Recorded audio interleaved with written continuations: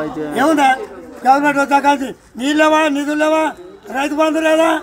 ఏది లేదు వచ్చిన హామీ నుంచి మొత్తం నాశనం చేసాడు రైతుల రుణమాఫీ లేదు రుణమాఫీ చేయలే రైతు బంధు లేదు బోనర్ తోటకు వెనకబెట్టాము బోనర్ లేదు నీళ్ళు లేవు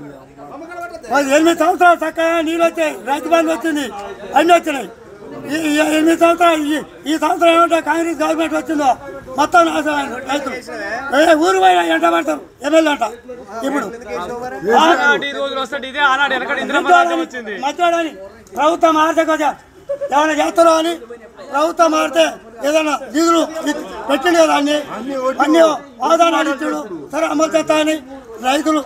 కూలీలు ఎవరైనా నమ్మి ఓట్లేసారు మళ్ళీ ఓటు మళ్ళా చెప్పు తీసుకొని వాడే కొట్టుకోవాలి ఓటు వేసుకున్నాడు వినవా అంతా తప్ప ఏం లేదు ఇక రైతు ఏమి చేయాలి కోడుకొని వేసే పరిస్థితి ఒక మా నూతనకల్లో 100 బోర్లు వేసి ఇవ్వాలి మా ఉత్తరవాదు కాలు ఏరియాకే వినవా ఇవాళ తుర్యాపేటకు ఇవాళ ఏది మన మూత మండలం కొడగళ్ళ జిల్లాకి ఎన్ని కిలోమీటర్లు ఉంది నూతనకల్లకు కొడగళ్ళకి ఎన్ని కిలోమీటర్లు 50 కిలోమీటర్లు కాలే 70-80 కిలోమీటర్లు నీళ్ళు పోతున్నాయి మాకు ఎందుకు రాట నీళ్ళు అంటే మా ఆఫీసర్లు కొంత ఐక్యత లేదు ఆఫీసర్లు చూసుకొని పోతున్నారు ఎంతమంది ఎప్పుడు రైతు చెప్పినా కూడా